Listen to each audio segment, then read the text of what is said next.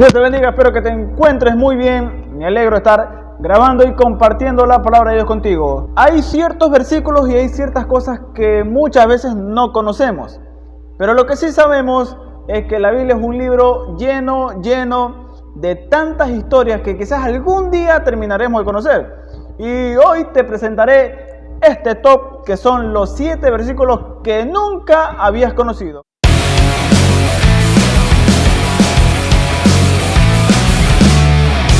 En el número 7 se encuentra Segunda de Pedro, capítulo 1, versículo 16. En este versículo está hablando Pedro y quizás no lo habías leído, pero para ponerte un poco en contexto, Pedro hablaba acerca de que ellos predicaban el evangelio y que lo hacían de una forma muy única y que ellos nunca fueron inspirados por fábulas y tantas cosas. Y Pedro dice, porque no hemos dado a conocer el poder y la venida de nuestro Señor Jesucristo siguiendo fábulas artificiosas, sino como habiendo visto con nuestros propios ojos su majestad. Pues cuando él recibió de Dios Padre honra y gloria, le fue enviado desde la magnífica gloria una voz que decía, este es mi Hijo amado en el cual tengo complacencia.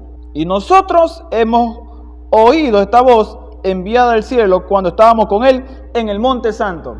En esta parte Pedro dice que ellos fue testigos, él y los discípulos fueron testigos cuando Jesús fue, no sé si recordamos, cuando él fue bautizado. Y él asegura que ellos escucharon la voz que bajó desde el cielo diciendo, este es mi Hijo amado en el cual tengo complacencia. Por lo cual él dice, nosotros no traemos la palabra del Señor, nosotros no traemos la predicación de nosotros por siguiendo fábulas, sino que la hemos dado a conocer mediante el poder de su resurrección también. Y si quizás no lo habías conocido, pues en la segunda carta de Pedro explica que ellos estuvieron ese día. Y lo curioso es que cuando ellos estaban presentes, ellos se lo volvieron a decir años después a la nueva iglesia. Quizás no lo sabías. En el puesto número 6 dice en Proverbios capítulo 22, versículo 16. Aquí, en este versículo que quizás jamás lo habías leído, quizás te caiga como anillo al dedo si eres un trabajador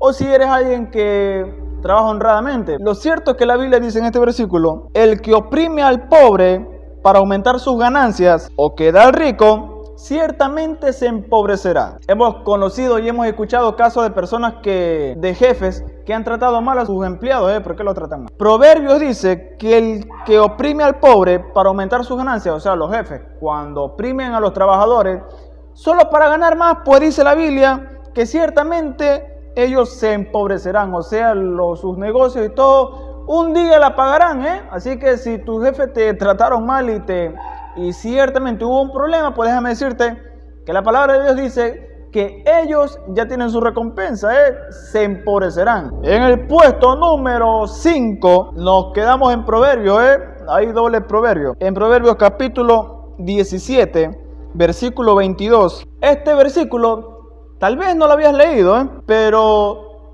es como que va un poco dedicado a las personas que dicen que ya no tienen ganas o ya no tienen deseos de sonreír a la vida, o personas que tristemente están en un estado de depresión y que es muy fácil decir, claro, sonríe, claro, es verdad, a ver, sonríe tú, pues. Pero la verdad que no es así. Muchas personas la están pasando mal, muchas personas en lo más profundo lo que menos desean son preguntas. Y en este versículo dice, el corazón alegre constituye buen remedio, mas el espíritu triste seca los huesos.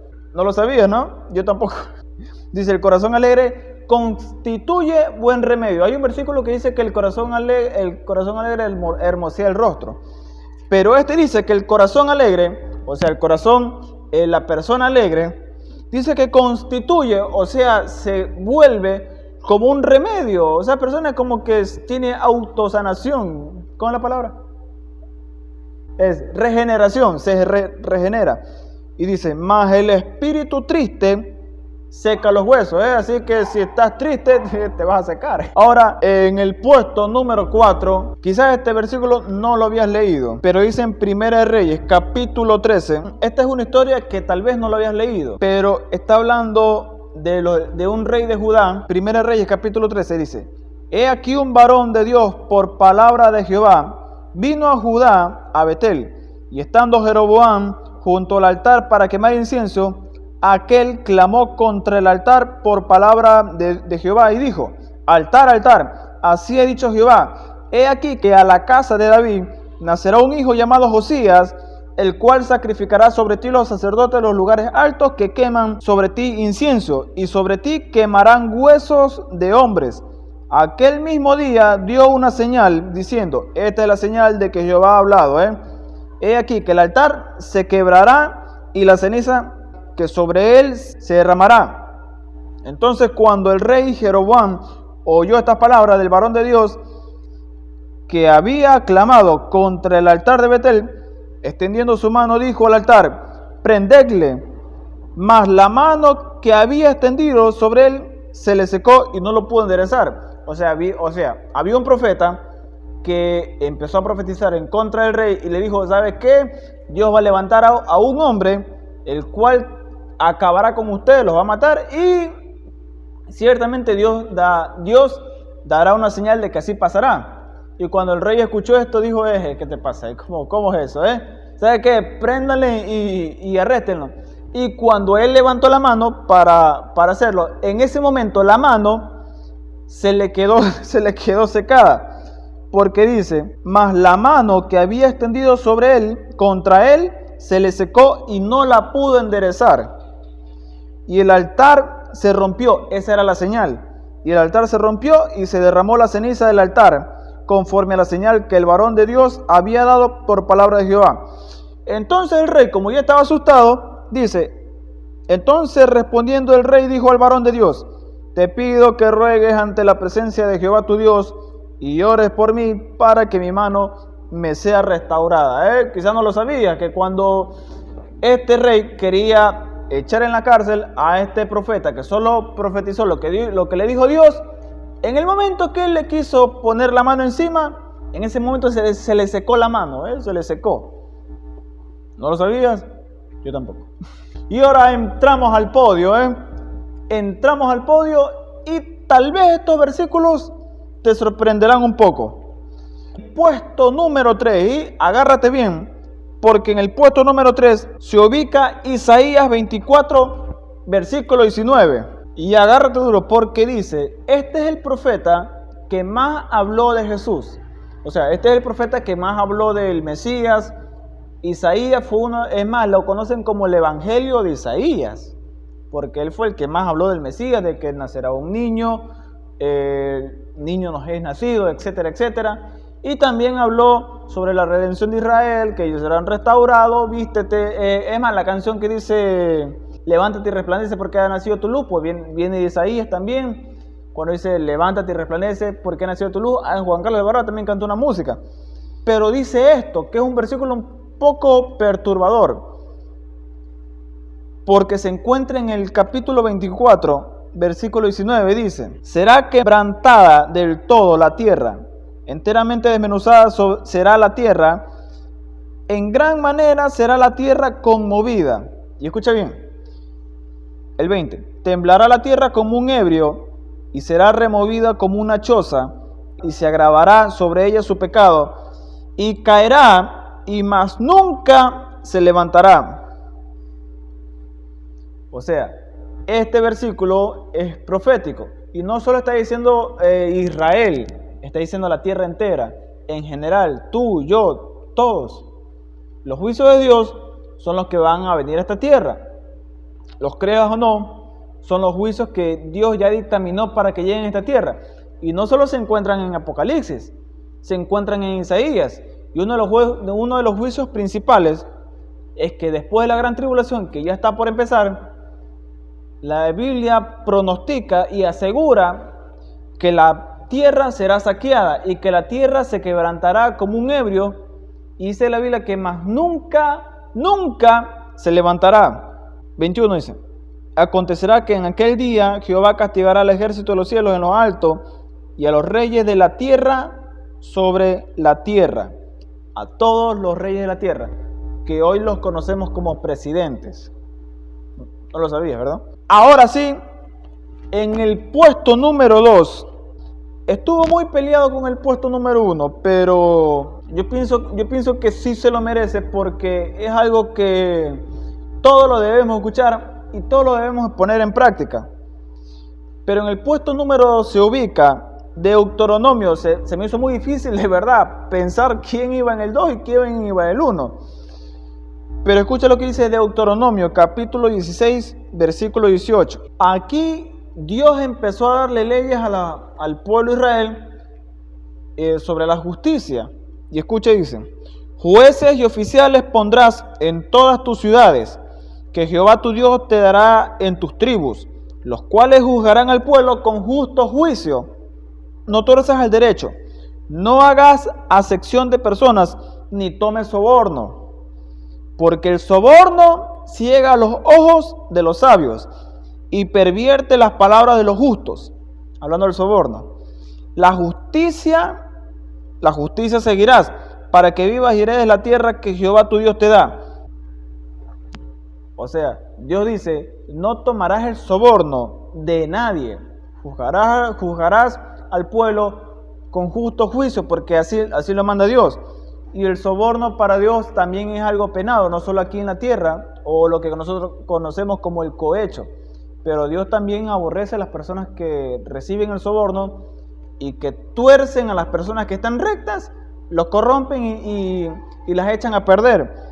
Porque dice: el soborno ciega los ojos de los sabios. O sea, la persona que es sabia mira la tentación del soborno y de torcer su camino y de practicar la injusticia, y se ciega, ya se constituye una persona ciega. Y acuérdate que los ciegos, cuando guían a otros ciegos, se pierden.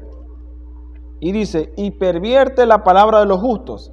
Mantente recto, no tuerzas tu camino, no vendas lo que tú eres, no cambies tu esencia. Si has sido una persona recta y te ofrecen algo solo por algún bien innecesario, y te ofrecen algo como soborno, pues no lo aceptes, porque Dios lo pena y Dios aborrece eso. No lo sabías, ¿verdad? Pues sí, es penado aquí en la tierra y es penado en los cielos también. Y en el puesto número 1 se encuentra nada más y nada menos. Pero no sé si tú sabías que en ese tiempo, en el tiempo de Jesús, acostumbraban a apedrear a los adúlteros, acostumbraban a apedrear a los ladrones, acostumbraban a apedrear incluso a personas fornicarios, a las personas que encontraban teniendo relaciones con otras personas que no eran su pareja, cogían y los apedreaban y todo. Pero nunca, muy poco, se había apedreado a alguien solo por enseñar la palabra de Dios. ¿Sabes a quién le pasó eso? Le pasó a Pablo. En el puesto número 1 se ubica Hechos capítulo 14, versículo 19. Y agárrate, porque lo que escucharás tal vez herirá un poco tu sensibilidad. Dice: entonces vinieron unos judíos de Antioquía, de Iconio, que persuadieron a la multitud, y habiendo apedreado a Pablo, lo arrastraron afuera de la ciudad, pensando que estaba muerto. Pero rodeándole, los discípulos se levantó y entró a la ciudad. Y al día siguiente salió con Bernabé para Derbe. ¿Sabes qué? Y después de anunciar el evangelio a aquella ciudad y de hacer muchos discípulos, volvieron a Listra y a Iconio y Antioquía, confirmando los ánimos de los discípulos, exhortándoles a que permaneciesen en la fe. A Pablo lo acaban de apedrear las personas y dicen: este ya está muerto. La gente ya pensaba que estaba muerto, pero no, él se volvió a levantar y después de eso siguió predicando, siguió trabajando, siguió visitando a los discípulos, siguió visitando a las personas nuevas, siguió trabajando en el Señor, siguió sirviendo al Señor. Y nosotros, con una cosita que nos pasa, ya no queremos ir a la iglesia. Y nosotros con que te deja tu novia, que te deja tu novio, el feísimo ese, ya no quieres ni ir a la iglesia. Y a nosotros, que nos pasa una cosita, nos botan del trabajo, etcétera, etcétera, ya nos desquitamos con el Señor, tomas un trabajo, ya no vienes a la iglesia, ya no lees la palabra, te desquitas con el Señor, dices: ay, ya, no sé, me hicieron daño, a Pablo lo apedrearon al tal punto de dejarlo casi muerto. ¿Y eso es lo que hizo Pablo? Cogió y se secó el polvo, se secó la ropa y dijo a Bernabé, bueno, ¿en qué estábamos? Y al día siguiente, ¿y sabes lo que hizo Pablo? Dice, confirmando los ánimos de los discípulos. O sea, confirmando quiere decir que el día siguiente fue a visitar a los hermanos como si nada hubiera pasado. Es más, fue a darles ánimo porque decía, Pablo, casi te matan. No, Pablo fue a seguir sirviendo al Señor y a exhortarse en que permanezcan en la fe. O sea, después de todo el relajo, después de todo lo que le pasó, fue a decirle a los hermanos, hey, permanezcan en la fe. Increíble, ¿no? No lo sabías. En el puesto número 1, Pablo fue casi muerto y apedreado. Y al día siguiente, como si nada, a decirles que sigan en la fe. ¿Te imaginas la gente?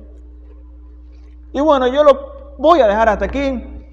Y si este video te ha gustado, y si lo que acabas de escuchar tal vez te sorprendió un poco, pues mira, nada, no mentira. Suscríbete y pues mira, dale un like, porque por cada like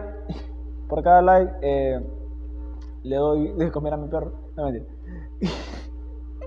Suscríbete y dale un like, compárteselo a alguien si te ha gustado y ha edificado tu vida. Nos estaremos viendo en el siguiente video, que desde ya te digo que te va a gustar mucho, y no he subido video porque no he podido. Dios te bendiga, nos vemos en el siguiente video. Chao.